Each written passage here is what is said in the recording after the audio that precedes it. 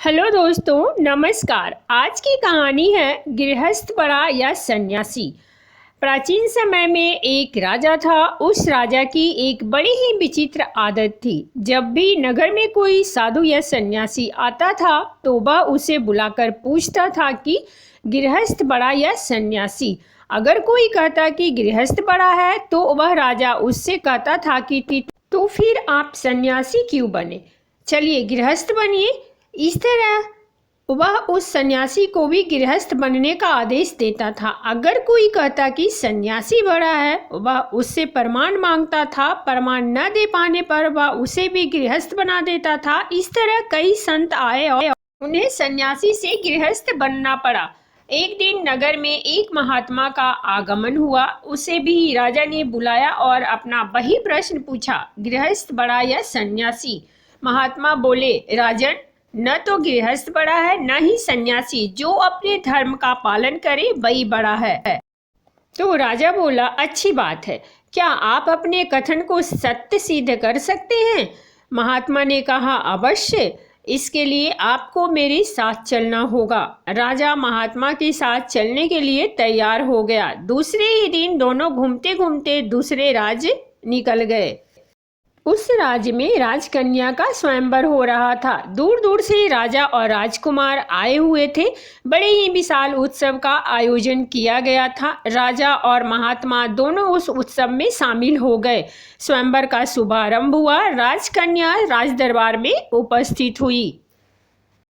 वह बड़ी ही रूपवती और सुंदर थी। सभी राजा और राजकुमार स्तब्ध होकर उसे देख रहे थे और मन ही मन उसे पाने की कामना कर रहे थे। राजकन्या के पिता का कोई वारिस नहीं था, इसीलिए महाराज राजकन्या द्वारा चुने हुए राजकुमार को ही अपने राज का उत्तराधिकारी घोषित करने वाला था। राजकुमारी अपनी सखियों के साथ राजाओं के बीच घूमने लगी। वहां उपस्थित सभी राजाओं को देखने के पश्चात भी उसे कोई पसंद नहीं आया।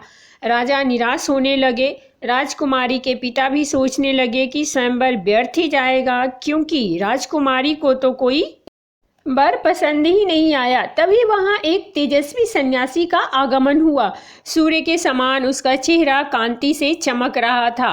तभी राजकुमारी की दृष्टि उस युवा सन्यासी पर पड़ी। उसे देखते ही राजकुमारी ने अपनी वरमाला उसके गले में पहना दी। अचानक हुए इस स्वागत से वह युवा सन्यासी अचंभित हो गया। उसने तुरंत स्थिति को समझा और उसी समय वरमाला को अपने गले से निकालते हुए कहा, हे देवी, क्या तुझे दिखाई नहीं देता कि मैं एक सन्यासी हूँ? मुझसे विवाह के बारे में सोचना तेरी भूल है। तभी राजा ने सोचा, लगता है कोई भिखारी है जो विवाह करने से डर रहा है। उन्होंने अपनी घोषणा फिर से दोहराई, हे युवक, क्या तुम्हें पता भी है, मेरी पुत्री से विवाह करने के बाद तुम इस संपूर्ण राज के मालिक हो जाओगे।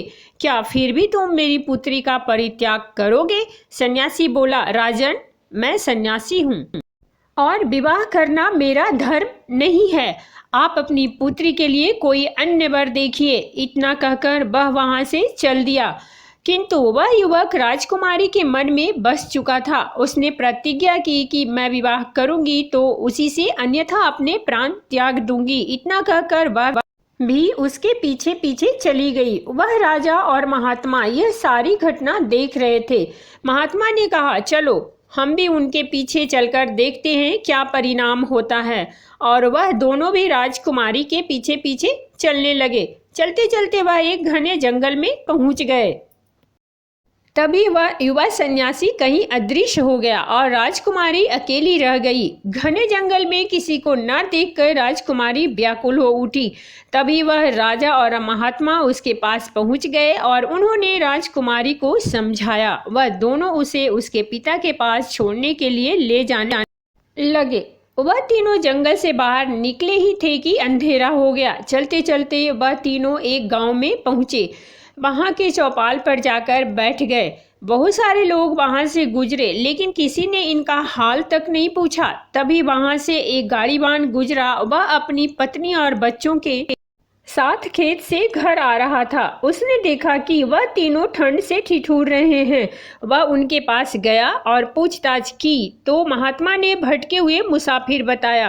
किसान बोला, हे अतिथि देव, अगर आप चाहें तो आज रात मेरे घर पर ठहर सकते हैं। वह उनको अपने घर ले गया और भोजन करवाया। उस दिन उनके घर में ज़्यादा अनाज नहीं था, अतः किसान और उसकी पत्नी ने अपने हिस्से का भोजन अतिथियों को करवा दिया और स्वयं भूखे ही सो गए। सुबह होने पर राजकन्या को उसके पिता के पास छोड़कर राजा और सन्यासी दोनों वापस अपने नगर को चल दिए।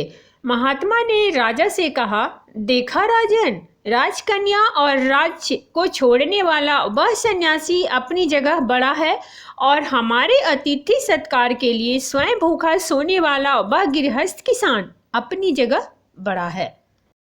एक तरफ सन्यासी ने राज और वैभव का तनिक भी मोह न करके अपने धर्म का पालन किया है, इसीलिए वह निश्चय ही महान है। दूसरी तरफ उस दंपति ने अपना व्यक्तिगत स्वार्थ न देखकर अतिथि सेवा को प्रधानता दी, इसीलिए वह दोनों भी निश्चय ही महान हैं। किसी भी देश, काल और परिस्थिति में अपने धर्म और कर्तव्य का पालन करने वाला मनुष्य ही बड़ा होता है, फिर चाहे वह गृहस्थ हो या सन्यासी, कोई फर्क नहीं पड़ता। इस तरह महात्मा ने अपनी बात को सत्य सिद्ध किया।